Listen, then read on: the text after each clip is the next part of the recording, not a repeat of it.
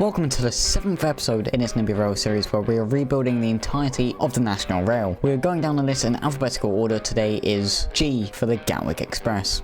So we're going to come into NIMBY rails and you will see I currently have 27 million. That's because I have been putting in all these stations between Clapham Junction and East Croydon, mainly because we are going past those stations but we're not exactly stopping there. So what we're going to do is we are going to go zooming all the way into Victoria Station over here.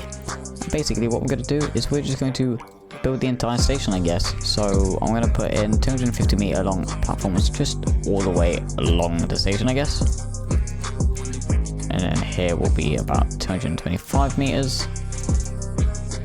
Just something like this. And then what I'm going to do is I'm going to absolutely take out those sides because this is a terminus station. So from here I'm just going to opt to use this one, and then we're just going to come out of Victoria Station and start heading over this way. So we're going to bridge all the way over here. Now we're just going to quickly switch track over here and then come into Battersea Park, because we are going to come straight through it. I did this little section earlier just to make it a little bit easier, and then this will be one of the tracks going towards Clapham Junction, but for now we're going to use it as like a little curve off to come all the way along through into here. So one of these platforms here will be used as the overground, because the overground does indeed start from one of these platforms on the side, and it also kind of makes sense considering it comes through here. So this is going to be one of the lines here, and what we're going to do is we're going to just follow this one through, but very quickly I'm going to make a little track that just connects up to these two tracks just like that, and I'm just going to do something like that. So now we're going to just come along here through into Wandsworth Common, and we're going to come around curving all the way into Balham. But is that going to work? Yes, it will. So we're just going to move that just slightly over a little bit.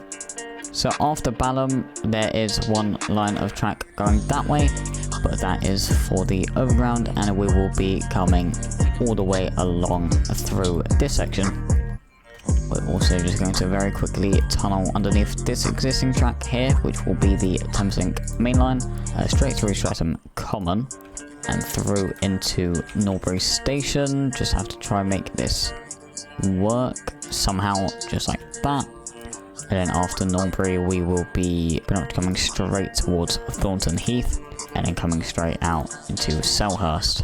And then from Selhurst we're going to be coming underneath all of this, and basically what we're going to do is we're going to connect up through this section here. So we're going to have to just tunnel underneath that for now and then curve into that bit there. So now pretty much, because we have already built this section for the Thameslink going all the way down to Brighton, we don't have to do anything like that. It's just mainly the curve off at East Croydon, so Selhurst all the way up to Victoria that we had to build. So that is done so far, and the Gatwick Express will be costing 90.1 million, which is definitely our cheapest line so far. So now we are going to build all blueprints, and we are going to make our one line. So this will be the Gatwick Express. So basic price will be 0.5, and as per usual our price per kilometer will be 0.5. So we're going to paste in the hex code just like that. What we're going to do is we're going to add these stops on the line. So through Victoria we're going to come all the way through to our first station of Gatwick Airport. We're going to opt for that one, and then apparently our next station will be Haywards Heath just here, and then Brighton over here. So we're going to opt for that platform, and we're just going to bounce back up the line like so. So this is going to be the Victoria to Brighton service, and also what I'm going to very quickly do is create a new line just so we can have a Victoria to Gatwick service by itself. So we're just going to go up to the same platform at Victoria and then come through the line and terminate at that platform, and then go back into Victoria like so. So now what we're going to do is we're going to add in the train. So we're going to add in a class 387 to the line, and that is going to be a train every 1.5 hours, but I'm just going to add in 2 trains for now. And then for the direct connection between Victoria and Gatwick, I'm also going to put in a train at 46 minutes 40 seconds. So I'm going to add these into passenger service, and we will now see how much money the Gatwick Express makes in a full 24-hour period.